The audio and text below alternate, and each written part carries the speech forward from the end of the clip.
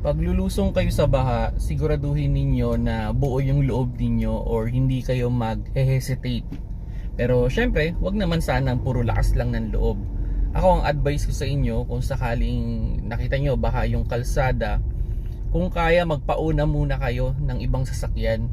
Kumbaga sukatin ninyo yung height based dun sa sasakyan na nasa unahan ninyo. Kung halimbawa may survive na sedan, tapos sedan din yung gamit ninyo, so there's a possibility naman talaga na makakasurvive kayo. Pero ganito yung reminders ko, no, kung sakali man na talagang mataas yung baha, no, kahit sabihin na natin may nakasurvive na una, kayo mismo as driver, sana alam nyo rin kung paano makakasurvive din doon. So ang isang advice ko dyan, kung may low gear yung inyong automatic na kotse or kung kayo ay naka manual man, ilagay nyo siya dun sa first gear, okay, or dun sa low gear. Kasi ang pinaka-idea niyan, pag lumulusong tayo sa baha, kalma lang yung takbo, hindi masyadong mabilis. Kasi pag masyadong mabilis, ang effect niyan, baka yung bumper ninyo masira. Then kalma lang yung takbo, na smooth lang pero dire-diretso. Dapat hindi kayo humihinto.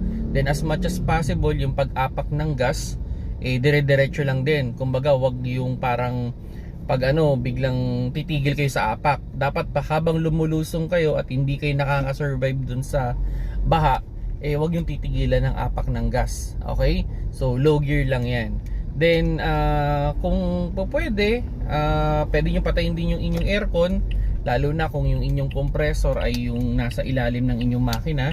Okay? Para din yung yung auxiliary fan motor ninyo hindi rin gumana, kasi pag masyadong mataas yung baha tapos napigil yung takbo ng auxiliary fan motor, pwedeng pwedeng masira din yun. Okay? So yun lang yung pinaka-advice ko sa inyo, no. Pero as much as possible, wag niyo sanang ilulusong sa baha. Yun pa rin yun, Wag niyo ilulusong kung kaya, kung makakapaghintay.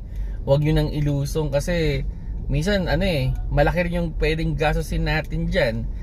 Like for example, yung wheel bearing, halimbawa yung nilusong ninyong baha, halos kalahati nung inyong gulong, so there's a tendency na mabasa yung wheel bearing ninyo. Pero hindi kaagad masira yan, pero after a week, after a month, yun, doon na lalabas, uugong na yung inyong wheel bearing, no. At yun din yung sa rin, yung ngayon yung mga oxygen sensor sa mga gasoline, no, yan medyo sensitive yan. Yung mainit yung tambutso, biglang lumamig, may mga pagkakataon na napupundi yung mga oxygen sensor. So yun, ingat din sa paglusong talaga sa baha.